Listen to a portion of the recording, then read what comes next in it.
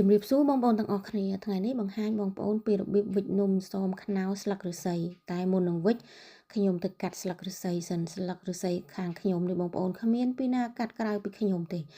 ខែលងាក៏អត់ងាប់ដែរគាត់ថាខែលងាស្លឹកមកវាអត់សូវធំមកខែក្តៅបងប្អូនអូយស្លឹកប៉ុណ្ណានៃវិចនំចាំងស្រួលណាអញ្ចឹងនៅពេលដែលខ្ញុំកាត់យកមកដល់ផ្ទះគឺខ្ញុំលាងឲ្យស្អាតកាត់ចុងកាត់ក្បាលវាឲ្យស្មើគ្នាឲ្យស្អាតណាហើយខ្នោនេះគឺខ្ញុំទិញនៅផ្សារនេះទិញអាស្រស់យកមកអញ្ចឹងមួយដុំនេះតម្លៃវា6 ទៅ 10 ផោនអញ្ចឹងខ្ញុំយកមកនេះបកវាហើយនឹងហូបផ្ដើបកផ្ដើទៅនៅសល់ប្រហែលទុកវិចនំតែគ្មានបានវិចអាស្រស់ទេដោយសាររវល់ទៅដាក់ចូលទូកកទៀតខ្ទិះដូងនេះ400 មីលីលីត្រហើយខ្ញុំដាក់ស្ករនោះកន្លះខាប់ហើយអំបិលនោះបន្តិចទៅអង្គតើបនេះខ្ញុំត្រាំ4កំប៉ុងតែពេលខ្ញុំឆានេះខ្ញុំឆាម្ដងពាក់កណ្ដាលសិនបើបងប្អូនចូលចិត្តផ្អែមយើងដាក់ស្ករច្រើនទៅហើយខ្នោនេះខ្ញុំដកចេញពីទូកកមកអូយដកចេញពីទូកកមកហូបបងអូនអូយឆ្ងាញ់ណាស់ខ្នោ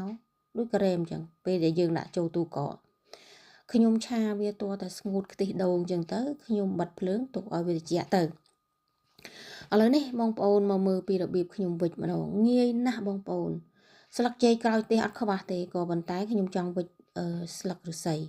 ខ្ជិបវាឲ្យចឹងទៅហើយយកមកខ្ជិបវានេះបងប្អូនជាមួយស្លឹកឫស្សីធ្វើម៉េចឲ្យស្អាតណាឃើញទេណា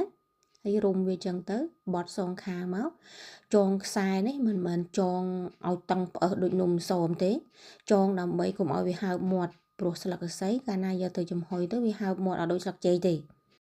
តិចថាអូចង់លឿនយកកៅស៊ូកងមកចងអីបងប្អូនចងកៅស៊ូកងលឿនមែនក៏ប៉ុន្តែពេលចំហុយទៅវានំវាកពេកកប៉ោងវាអត់ស្អាតទេអញ្ចឹងដូចខ្ញុំបញ្ជាក់អញ្ចឹងចងកុំចងរឹតគាត់ណាមកកុំឲ្យចំហុយទៅហើបមាត់ទេ